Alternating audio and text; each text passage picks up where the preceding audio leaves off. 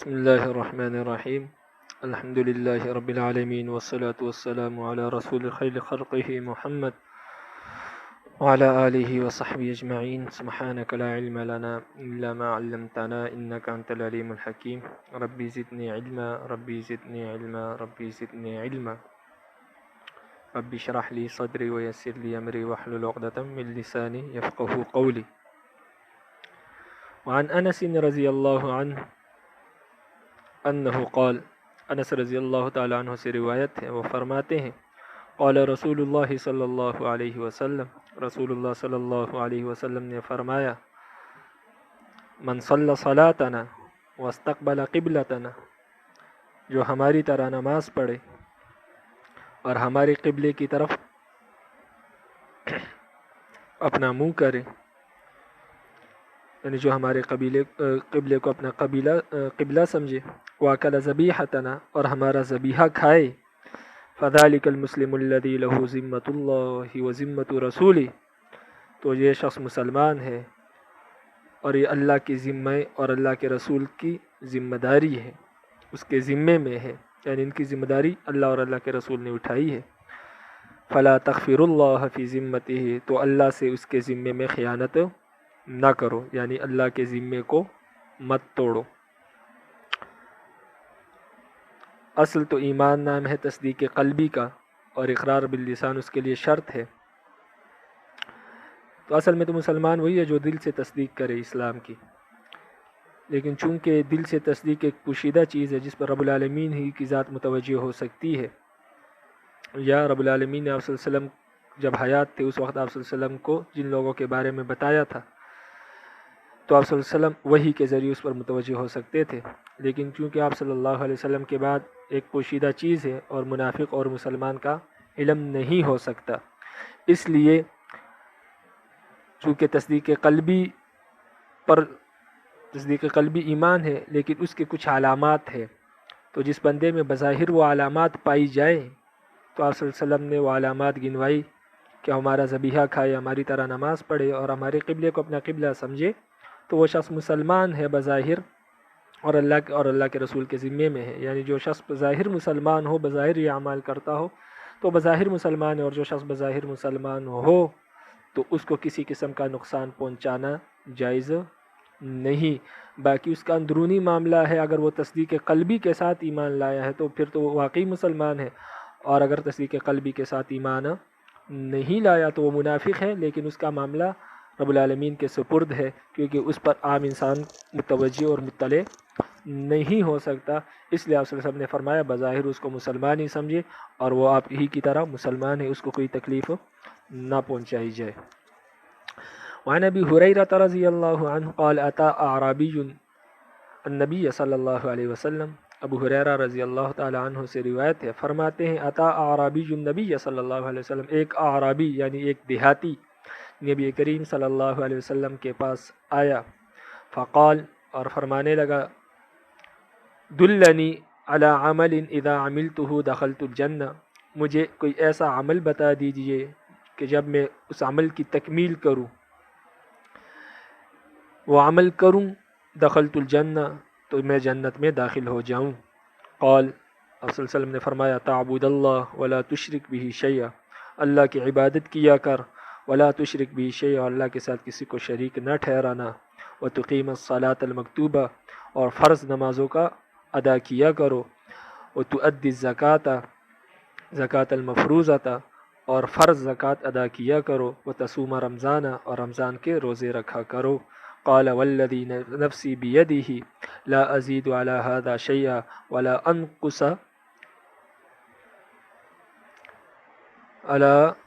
الذی نفسی بیدہ لا ازید علی ھذا شیئا ولا انقص منہ،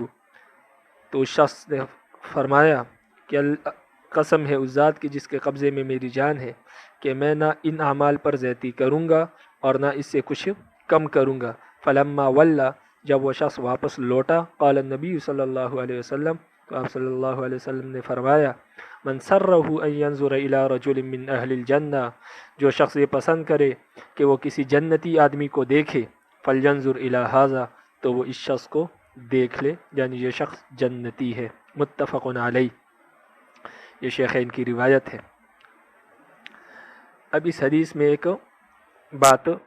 یہاں پر یہ آتی ہے جو قابل توجہ ہے کہ اس شخص نے جاتے ہوئے یہ فرمایا کہ لا ازید علی ھذا شیئا ولا انقص منہ، کہ ان اعمال پر میں نہ کچھ زیادتی کروں گا اور نہ اس سے کچھ کمی کروں گا۔ حالانکہ اسلام کے اور بہت سارے فرائض ہے، معاملات ہے، جیسے یہاں پر حج کا ذکر نہیں ہوا، اسی طرح معاملات ہے، اخلاق ہے، گھریلو زندگی ہے، بہت ساری ایسی عبادات ہیں جن کا یہاں پر تذکرہ نہیں ہوا۔ تو مکمل اسلام ہے، اور جب تک انسان مکمل اسلام پر عمل نہیں کرتا اور یا مکمل اسلام اور اس کے فرائض اور واجبات کو نہیں مانتا تو اس وقت تک تو انسان مومن نہیں ہو سکتا۔ تو اس شخص نے جس طرح کہا کہ میں نہ زیادتی کروں گا نہ کمی کروں گا، یعنی اس کے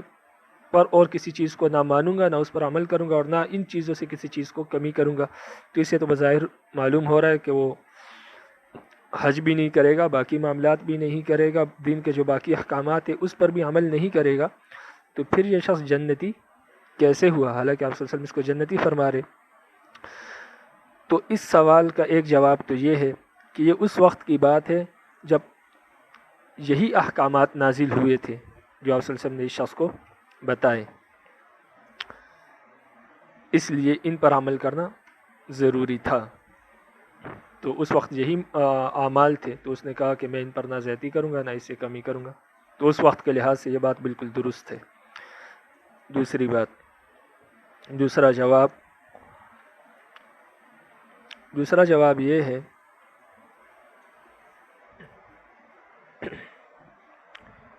کہ وہ شخص کسی کی طرف سے سفیر بن کر آیا تھا، یعنی اپنے قبیلے والوں کی طرف سے سفیر بن کر آیا تھا، اور اپنے قبیلے والے تمام قبیلے کی طرف سے آپ صلی اللہ علیہ وسلم سے وہ سوال کر رہا تھا کہ مجھے کوئی ایسا عمل بتا دے جس کے ذریعے میں جنت میں داخل ہو جاؤں، تاکہ واپس جا کر اپنے قبیلے کو بھی بتا دوں۔ تو جب آپ صلی اللہ علیہ وسلم نے یہ اعمال بتائے تو اس نے کہا کہ میں جو آپ صلی اللہ علیہ وسلم نے بتایا ہے میں اس پر نہ اپنی طرف سے زیادتی کروں گا اور نہ اس پر کمی کروں گا، جس طرح آپ نے بتایا اسی طرح اپنے قبیلے کو جا کر بتا دوں گا۔ تیسرا جواب یہ ہے کہ اس کا مطلب یہ ہے کہ میں اپنی طرف سے دین میں کوئی زیادتی نہیں کروں گا اور نہ اپنی طرف سے دین میں کوئی کمی کروں گا۔ ہاں، اس کے علاوہ جو احکامات آپ صلی اللہ علیہ وسلم کی طرف سے مجھے ملتے رہیں گے اور احکامات نازل ہوتے رہیں گے اس پر تو عمل کروں گا، یہ اس کا انکار نہیں ہے کہ ان اعمال پر کوئی عمل کروں گا نہیں، بلکہ اس کا مطلب یہ ہے کہ میں اپنی طرف سے دین میں کوئی کمی اور بیشی اور نہیں کروں گا، یعنی دین میں کمی کر کے ملحد نہیں بنوں گا اور دین پر اضافہ کر کے بدعتی نہیں بنوں گا۔ ہاں، جو اعمال آپ صلی اللہ علیہ وسلم سے مجھے بعد میں معلوم ہوں گے یا بعد میں آپ صلی اللہ رب العالمین جو احکامات نازل فرمائیں گے اس پر تو عمل کروں گا، لیکن اپنی طرف سے کوئی کمی زیادتی شریعت میں نہیں کروں گا۔ 3 جوابات ہو گئے۔ چوتھا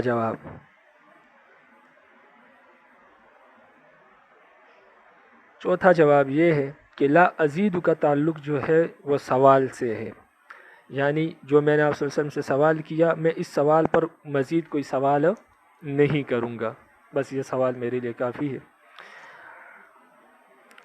ولا انقص منہ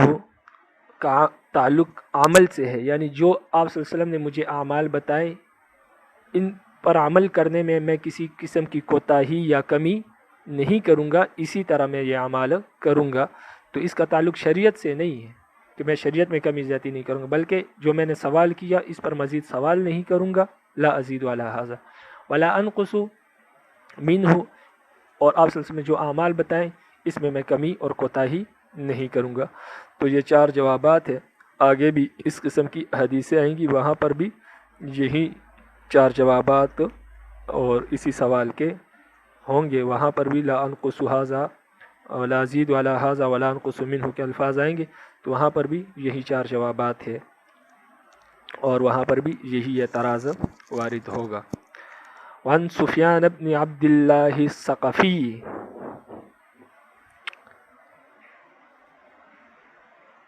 وعن سفیان بن عبداللہ الثقفی قال قلت یا رسول اللہ، سفیان بن عبداللہ الثقفی رضی اللہ تعالیٰ عنہ سے روایت ہے، فرماتے ہیں قلت یا رسول اللہ، میں نے کہا اے اللہ کے رسول، قل لی فی الاسلام قولا لا اسألہ عنہ احدا بعدک، کہ مجھے اسلام میں کوئی ایسی بات بتا دیجئے کہ اس کے بارے میں آپ کے بعد کسی سے سوال نہ کروں۔ وفی روایت غیرک، اور ایک روایت میں یہ الفاظ ہے غیرک کے الفاظ ہے، یعنی آپ کے سوا پھر کسی سے سوال نہ کروں اس کے بارے میں۔ قال، آپ صلی اللہ علیہ وسلم نے فرمایا قل، آپ یہ کہہ دیجئے آمنت باللہ، کہ میں اللہ پر ایمان لایا، ثم استقم، پھر اس پر ثابت قدم رہیے، یعنی جب آپ ایمان لے آئے اللہ پر تو پھر بہت ساری مشقتیں، مصیبتیں اور تکلیفیں جو اسلام کے راستے میں آپ پر آئیں گی، لیکن آپ نے پھر اس کو برداشت کرنا ہے، اور ایمان پر ہی آپ کی پھر کیا ہو، موت آ جائے اور روح پرواز ہو جائے، تو اس بات کو مضبوطی سے پکڑو۔ تو یہ مطلب ہے اس کا کہ ثم مستقیم، پھر جو بھی مصیبت اور مشقت آئے اس کو اللہ کی رضا کے لیے برداشت کرے۔ وعن طلحة بن عبید اللہ قال جاء رجل إلى النبي قال جاء رجل إلى رسول الله صلى الله عليه وسلم من أهل نجد سائر الرأس۔ طلحہ بن عبید اللہ رضی اللہ تعالی عنہ سے روایت ہے، فرماتے ہیں کہ ایک شخص رسول اللہ صلی اللہ علیہ وسلم کے پاس آیا جو اہل نجد میں سے تھا۔ نجد ایک جگہ ہے جس کے مقامی لوگوں کو نجدی کہا جاتا ہے۔ سائر الرأس، پراگندہ بال تھے اس کے، بکھرے ہوئے بال تھے۔ نسمع دوی صوتہ، ہم اس کی جو دور سے آ رہا تھا تو کچھ اپنے ساتھ بول رہا تھا، تو ہم اس کی آواز کی بنبناہٹ سن رہے تھے۔ ولا نفقهه ما يقول، لیکن ہمیں یہ سمجھ نہیں آ رہی تھی کہ وہ کیا کہہ رہا ہے۔ حتی دنا من رسول اللہ صلی اللہ علیہ وسلم، یہاں تک کہ وہ صلی اللہ علیہ وسلم کے قریب آ پہنچا۔ فاذا ہوا یسألہ عن الاسلام، تو اچانک ہمیں معلوم ہوا کہ وہ سوال اسلام کے بارے میں آپ صلی اللہ علیہ وسلم سے کچھ پوچھ رہا ہے۔ فقال رسول اللہ صلی اللہ علیہ وسلم، رسول اللہ صلی اللہ علیہ وسلم نے فرمایا خمس صلوات فی اليوم واللیلہ، 5 نمازیں دن اور رات میں پڑھنی ہیں۔ فقال هل ہن علی غیرہن، فرمایا کہ اس کے علاوہ بھی مجھ پر کچھ چیز لازم ہے۔ فقال، آپ صلی اللہ علیہ وسلم نے فرمایا لا، نہیں، اس کے سوا کچھ بھی فرض اور لازم نہیں۔ الا ان تطوع، ہاں مگر آپ کو نفلیں پڑھنے کی، نوافل پڑھنے کی اجازت ہے، یعنی اسلام میں اس کے سوا کوئی نماز وغیرہ آپ پر لازم اور ضروری نہیں ہے، 5 نمازیں، ہاں مگر آپ نوافل پڑھنا چاہے تو آپ کے لیے اس کی گنجائش ہے، پڑھ سکتے۔ ایک مطلب تو اس کا الا ان تطوع کا یہ ہے۔ دوسرا مطلب اس کا یہ ہے ہاں آپ پر لازم ہے نوافل کا پورا کرنا۔ نوافل کا پورا کرنا اس کا مطلب یہ ہے کہ آپ پر کوئی چیز بھی لازم اور ضروری نہیں، لیکن ہاں اگر آپ نفل نماز شروع کر لے تو پھر اس کو اختتام تک پہنچانا آپ پر فرض اور واجب ہو جائے گا۔ یعنی نفل کی نیت اگر کوئی باندھ لے، نفل نماز کی یہ مسئلہ ہے، نفل نماز کی کوئی نیت باندھ لے تو اس کا مکمل کرنا پھر واجب اور ضروری ہو جاتا ہے، اگرچہ شروع ابتدا میں وہ نفل تھی۔ مثلا اگر کوئی شخص نفل کی نیت باندھ کے نماز توڑ دے تو اس پر اس نفل کی قضا پھر لازم اور ضروری ہوگی، کیونکہ اس نفل کا پورا کرنا ضروری تھا۔ اور اس کی دلیل رب العالمین کا یہ قرآن مجید کی آیت ہے وَلَا تُبْتِلُوا أَعْمَالُكُمْ، اپنے اعمال کو ضائع مت کیا کرو، یعنی ایک عمل آپ نے شروع کیا تو پھر اس کو ضائع مت کرو، اس کا پورا کرنا پھر ضروری ہے۔ اور اس پر صحابہ کا اجماع بھی ہے کہ نوافل کا پورا کرنا واجب ہے، شروع کرنا جائز اور ثواب کا استحقاق رکھتا ہے شروع کرنا، لیکن جب شروع کر لیا تو پھر اس کو پورا کرنا اور مکمل کرنا واجب ہے۔ تو اس جملے کے یہ 2 مطلب ہیں۔ قال رسول اللہ صلی اللہ علیہ وسلم، رسول اللہ صلی اللہ علیہ وسلم نے فرمایا وصیام شہر رمضان، اور رمضان کے روزے رکھنا بھی آپ پر فرض ہے۔ فقال هل علی غیرہن، فرمایا کہ اس کے علاوہ بھی مجھ پر کچھ لازم ہے۔ قال، آپ نے فرمایا لا الا ان تطوع، نہیں کچھ لازم نہیں، الا ان تطوع، ہاں مگر آپ نفلی روزے رکھے۔ اس کے بھی وہی دو مطلب ہے جو پیچھے گزر چکے، لیکن یہاں پر روزوں کے بارے میں قال وہ شخص راوی فرماتے ہیں وذکر لہ رسول اللہ صلی اللہ علیہ وسلم الزکوٰۃ کہ رسول اللہ صلی اللہ علیہ وسلم نے اس کے سامنے زکوٰۃ کا تذکرہ کیا، فقال هل علی غیرها تو اس نے کہا کہ اس کے علاوہ بھی مجھ پر کچھ واجب ہے، لازم ہے؟ فقال لا الا ان تطوع نہیں کچھ بھی واجب نہیں، الا ان تطوع مگر ہاں یہ کہ آپ نفل صدقات ادا کریں۔ قال صحابی راوی فرماتے ہیں فادبر الرجل تو وہ شخص واپس چلا گیا، وہو یقول اور یہ کہہ رہا تھا واللہ لا ازید علی هذا ولا انقص منہ اللہ کی قسم نہ میں اس پر زیادتی کروں گا اور نہ میں اس سے کسی چیز کو کم کروں گا۔ فقال رسول اللہ صلی اللہ علیہ وسلم تو رسول اللہ صلی اللہ علیہ وسلم نے فرمایا افلح الرجل ان صدق یہ شخص کامیاب ہو گیا اگر اس نے سچ کہا، یعنی اگر یہ واقعی زیادتی اور کمی نہ کرے تو یہ شخص کامیاب ہے۔ یہاں پر بھی وہی اعتراض ہوگا اور وہی 4 جوابات ہیں اس کے جو پیچھے حدیث میں گزر چکے۔ وعن ابن عباس رضی اللہ عنہما عبداللہ ابن عباس رضی اللہ تعالیٰ عنہما سے روایت ہے، فرماتے ہیں ان وفد عبد القیس لما اتوا النبی صلی اللہ علیہ وسلم کہ قبیلہ عبد قیس کا وفد جب آپ صلی اللہ علیہ وسلم کے پاس آیا تو رسول اللہ صلی اللہ علیہ وسلم نے فرمایا من القوم یہ کون لوگ ہیں، او من الوفد یا یہ فرمایا یہ وفد یہ کون سا وفد ہے، یعنی کس قبیلے کا وفد ہے۔ تو یہ راوی کو شک ہے کہ آپ نے من القوم فرمایا یا من الوفد فرمایا۔ قالو ربیعہ تو ان لوگوں نے کہا کہ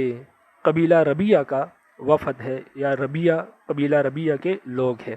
قال مرحبا بالقوم او بالوفد تو آپ صلی اللہ علیہ وسلم نے فرمایا خوش آمدید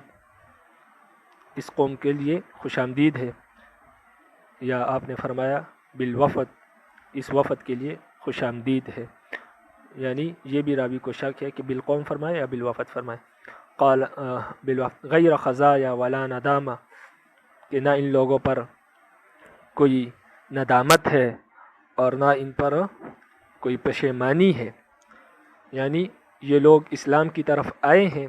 تو اسلام کی وجہ سے ان کا مال جان ہم سے محفوظ ہو گیا اور ہمارا ان سے قتال کرنا حرام ہو گیا اور ان کو قیدی بنانا بھی حرام ہو گیا، تو اس وجہ سے یہ دنیا کی ذلت اور خسران سے بچ گئے اور اسلام جب لا رہے ہیں تو اس سے انشاءاللہ آخرت میں بھی سرخرو ہوں گے۔ تو یہ مطلب ہے غیر خزایا ولا ندامہ کہ دنیا اور آخرت دونوں میں یہ ذلت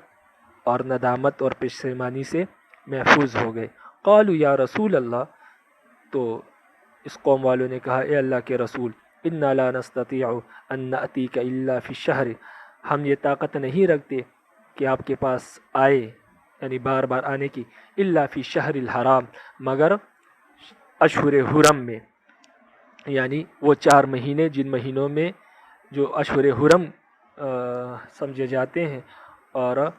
اس وقت بھی یہ اشہر حرم میں داخل تھے، اس لیے کفار اور مشرکین بھی ان مہینوں کا احترام اور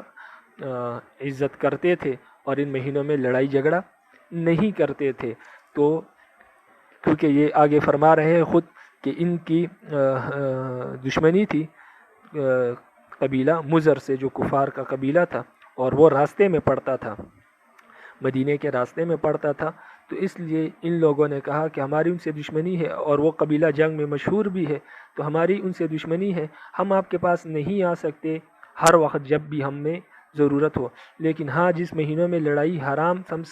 سمجھی جاتی ہے یا لڑائی روک دیتے ہیں یا شہر حرم میں، اسی میں ہم آپ کے پاس آ سکتے ہیں۔ تو اس وجہ سے ہمیں کچھ ایسے احکامات بتا دیجیے جس پر ہم عمل کرتے رہے اور ہم کامیاب ہو جائیں۔ تو یہ اشہر حرم وہ 4 مہینے ہیں جس میں لڑائی کرنا آج کل بھی اور پہلے زمانے میں بھی جائز نہیں، الا فی الشہر الحرام مگر اشہر حرم میں آ سکتے ہیں۔ وبیننا اس کی وجہ یہ ہے کہ بیننا وبینک ھذا الحی من کفار مضر کہ ہمارے اور آپ کے درمیان یہ قبیلہ مضر کفار کا قبیلہ موجود ہے۔ فمرنا بامر فصل تو ہمیں کچھ ایسے احکامات کے امر فرما دیجئے نخبر به من وراءنا کہ ہم اپنے پیچھے چھوڑے ہوئے لوگوں کو بھی اس کی خبر دے، وندخل به الجنہ اور ان اعمال کو کی بجا آوری سے ہم جنت میں داخل ہو جائیں۔